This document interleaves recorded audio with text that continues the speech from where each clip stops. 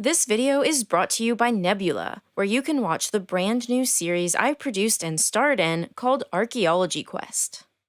Bless the Maker and his water. Bless the coming and going of him. May his passage cleanse the world. May he keep the world for his people. This is a prayer recited by the native inhabitants of Arrakis, the planet also known as Dune. The Fremen give this blessing as the colossal Shai-Hulud breaks through the surface of the sand, spreading the prized spice melange across the desert planet. This psychedelic substance has many uses, from prolonging one's life to enhancing their mental capabilities.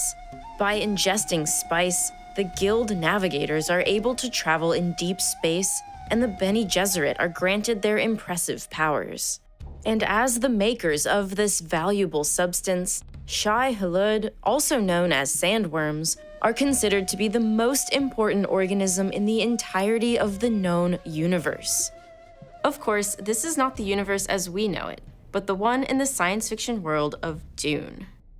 The universe Frank Herbert created has extended well beyond the page, into the hearts and minds of millions of fans around the world. Many of them have spent a good deal of time contemplating the details of the book, agonizing over plot points, and imagining life on such a harsh planet. And while Herbert has given fans much to think about, there are a lot of unknowns, including details about the biology of the universe's most renowned creatures. What we do know is that sandworms are one of the largest animals in the universe. Their sizes vary from 100 to over 400 meters in length, with some reports of worms reaching half a league, or around 2,500 meters. Their skin is a series of overlapping scales, each about 1 to 3 meters wide, that create a strong, impenetrable armor, protecting the sandworm from abrasion of the surrounding sand. And each of their body segments is capable of life on its own.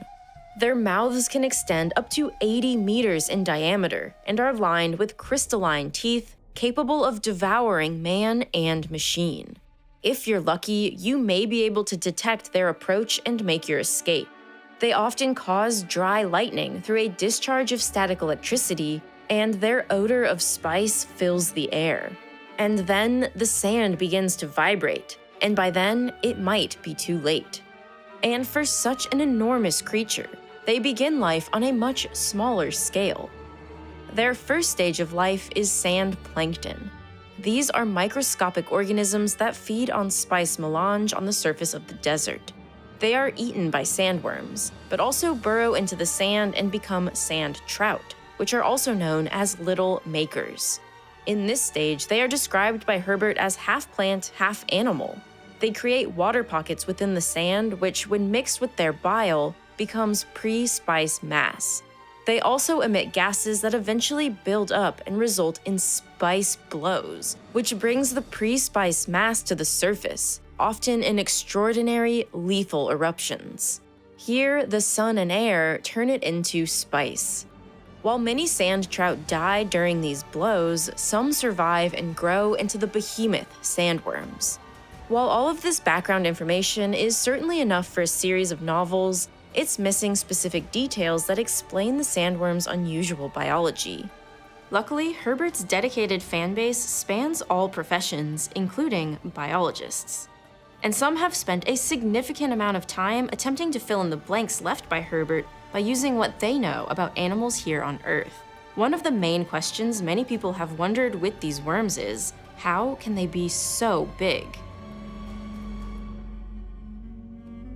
On Earth, the largest land animal is believed to have been the dinosaur Argentinosaurus.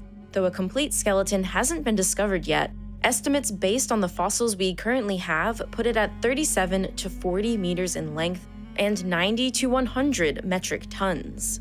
In the sea, animals can get even bigger since their weight is partly supported by water, which is why the largest animal ever to live on Earth lives in the ocean. The blue whale can reach up to 33 meters long and weigh 180 metric tons. But still, the sandworm dwarfs them both. So is it even possible for an animal to reach that size? Technically, it is possible, but there are biological and mechanical obstacles the animal would need to overcome. The first is a structural support system. If a 33-meter blue whale weighs 180 metric tons, one can only imagine how much a 400 by 80-meter sandworm might weigh. To carry around that much mass and move around, especially at the rapid pace these giants are known for traveling, you need an incredibly strong skeletal system. While the description of sandworms brings to mind Earth's annelids, which include worms or possibly arthropods like centipedes, it would be incredibly unlikely for either of these types of animals to reach the colossal size of a sandworm. Annelids have a hydroskeleton, which maintains their shape by keeping water or fluid under constant pressure. This would be impossible to maintain on a dry desert planet. Arthropods have a hard exoskeleton, but since they molt as they grow, making them vulnerable while waiting for a new exoskeleton to harden, scientists believe there's a size limit to how big an animal with an exoskeleton can be. The largest in the world is the Japanese spider crab, which is just 3.5 meters wide. In addition, the exoskeleton would have to be incredibly thick to support all their weight, which would leave little room for other important body parts like organs. Instead, a sandworm would probably contain an internal skeletal structure and be more similar to a snake, which is consistent with its scaly exterior. Since bones are made up of living tissue, they grow as the animal grows. This would theoretically allow the sandworms to grow continuously. However, there is a structural consideration that may prevent this. In physics, the longer a beam is, the more it will sag. For example, a 5-centimeter beam will sag 1,300 times less than a 2-meter beam with the same cross-sectional area. To avoid sagging, the bones of larger animals are bulkier and heavier, making up a larger proportion of the animal's overall body weight. To put this into perspective, scientists estimate that a small sandworm's bones would be about 40% of its body weight, compared to about 18% for an average human man. This would make it impossible for sandworms to move. That is, if they were made of calcium, like our bones. But they might be made of something else entirely. In a 2007 essay, a biologist named Sabeel Hetchel speculated that sandworms must have bones made of something stronger than calcium, such as metal, which would reduce their diameter and, depending on the metal, their weight. However, they would need a diet rich in metals to be able to produce metallic bones. So perhaps the sand on Arrakis contains more metals than the sand here on Earth. Or the harvesters they're known for eating provide them with enough of these metals. But even with all the structural support in the world, there's another problem: how such a gigantic creature can regulate its body temperature. As muscles flex and contract, they generate heat. This is typically released to the cooler environment through the skin. If it didn't, the body's temperature would rise to dangerous levels, leading to heat stroke or even death. But how do you expel internal heat if you live in an environment where the ambient temperature is much higher than your body's? The temperature of the sand on Arrakis can reach 76 degrees Celsius or 170 degrees Fahrenheit. Sandworms' extra-large muscles and organs would create a lot of internal heat, and the unforgiving desert environment of Arrakis would make it incredibly hard to release it. On Earth, many animals have developed ways to regulate their temperature. These include mechanisms like flat appendages that can act as heat exchangers, like the ears of elephants. These methods are especially important for large animals, who have a bigger volume-to-surface area ratio than small animals. Other animals on Earth resort to sweating to keep cool. But there's one big problem with this and the dune sandworms: water kills them. In fact, they're not water-based life forms at all. It's hinted that they're not even carbon-based life forms. There's something in the ecology appendix about carbon-based proteins being incompatible and toxic to them. And since water is toxic to them, sweating is out of the question. So maybe they use evaporative cooling with a liquid other than water? Or maybe as a non-water-based life form, and not even a carbon-based life form, they can withstand the heat. Maybe they even need it. The book describes hot chemical furnaces churning inside the worm, so perhaps there's a purpose for their internal heat.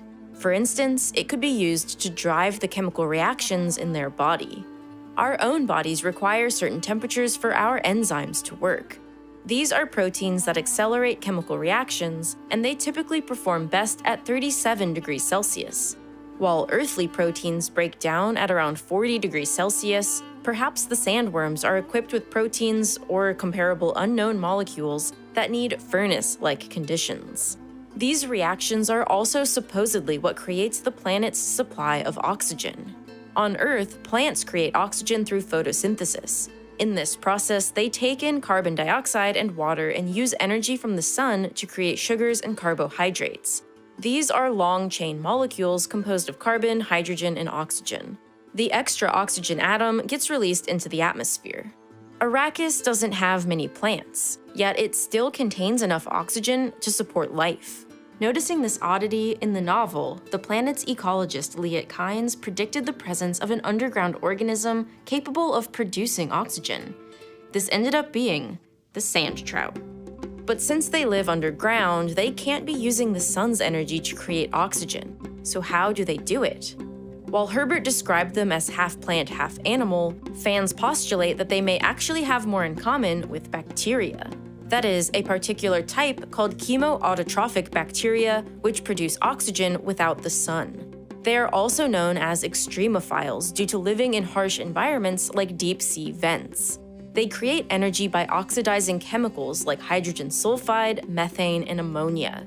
They then use this energy, the water produced during the oxidation process, and carbon dioxide to make sugars and carbohydrates while releasing oxygen. It's likely that some of the same chemicals are also released from underground vents on Arrakis. So perhaps the sand trout are able to use them in the same way and create oxygen as a byproduct.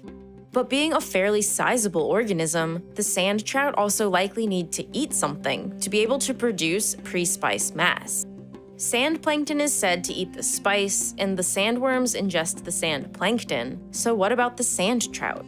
As the makers of the spice, it wouldn't make sense that they eat that as well. So maybe there's another organism involved, one that both feeds the sand trout and helps it to create the pre-spice mass. In her essay, the biologist Dr. Hetchel pointed out that most of Earth's exotic compounds come from plants, bacteria, and fungi. So what if the same was true for Arrakis? There are lots of examples of symbiotic relationships between these types of organisms and animals. One famous example is the leafcutter ant. These ants act as farmers for certain species of fungi. They bring pieces of leaves into their underground nests and keep them moist so that the fungus will grow on them. After the fungus digests the cellulose in the leaves, which the ants cannot do themselves, the ants eat it. So perhaps there's a fungus growing underground in the sand trout's water pockets. This could serve as their food, as well as the source for the pre-spice mass. Of course, this and the other theories mentioned in this video are just that, theories. But that's what makes books like Dune so lovable. After they're completed by the author, groups of fans come together to discuss their favorite parts, look for plot holes, and develop their own concepts to fill them. This video has been a big experiment for me. Being on camera is sort of new. The whole time we were filming this, all I could think about was how much is the normal human amount to move my eyebrows. Maybe some people know how to not feel like an alien when doing this stuff, but not me. But I'm sort of just embracing feeling like an alien, because I recently learned how fun it can be to do new types of shows in new formats. I recently got to produce and star in a ridiculous, ambitious, funny, but still educational Nebula original show called Archaeology Quest about experimental archaeology, where me and my co-writer Lorraine compete against each other in Paleolithic tasks, from making stone tools to throwing spears to foraging mushrooms. We do our absolute best to learn from top experimental archaeology experts about these things, but at the end of the day, we are not that good at most of these things. The mushroom foraging episode just got released, and you can see for yourselves how many times each of us would have died based on the mushrooms we oh so confidently collected. This episode and the previous 3 are available exclusively on Nebula. I can't express how important Nebula is to our small business, and to me as a person trying to grow, learn new things, and get out of my anxious alien comfort zone. Nebula allows me to take risks like this and produce videos that would definitely not fit on this Real Science YouTube channel. They believe in me, believe in my ideas, and completely made Archaeology Quest possible. YouTube is great for lots of reasons, but at the end of the day, it can be stifling. You can feel penalized by the algorithm for trying new ideas. So without Nebula, I probably would never have gotten the confidence to start appearing in videos. Without Nebula, our business probably wouldn't have made it this far at all. So signing up to Nebula is simply different than signing up to other YouTube sponsors you might see. It supports us in so many ways. Financially, yes, but also spiritually and creatively. For anyone who's already a subscriber, I want you to know just how appreciated it is. And for existing Nebula subscribers and new subscribers alike, right now, Nebula is offering lifetime memberships. For $300, you'll get Nebula for as long as both you and Nebula exist. This is a way for us to raise capital for the amazing, creator-owned projects Nebula is on a roll with greenlighting. Things like Archaeology Quest. This is the best way to not have to worry about a monthly payment, and ensure you get access to everything Nebula will ever produce. But for anyone not wanting to spend that much, there are also monthly and yearly subscriptions. If you sign up using the link below, you can get 40% off annual plans, a little over $2.50 per month. This allows you to support this channel directly while getting both Nebula and Nebula classes. So go to nebula.tv/realscience to sign up now.